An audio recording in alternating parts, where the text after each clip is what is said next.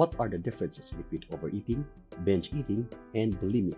Occasional overeating sometimes indicates an inability to choose between healthy and unhealthy food. Good habits like eating moderate portions of healthy food and eating on a regular schedule are no longer followed.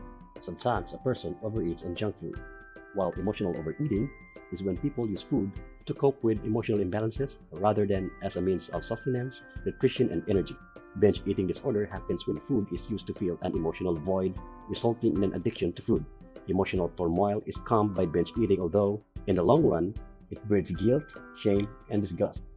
Binge eating disorder resembles a similar disorder called bulimia nervosa. However, it differs from bulimia because sufferers do not purge themselves of the excess food by vomiting or by laxative or diuretic abuse. The causes of binge eating are largely unknown. Eating disorders can be genetic or caused by psychological issues like coping skills, control issues, trauma, family trouble, or social issues. Often people think that binge eating makes them masters of their moods.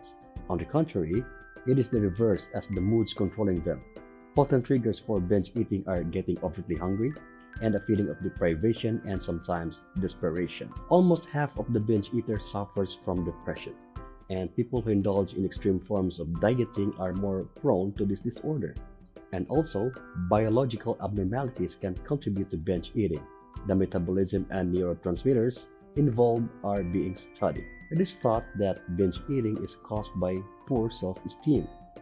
Binge eating disorder may also be a sequence to bulimia, which often goes unrecognized. Listen to the following points and evaluate yourself if you have it in you.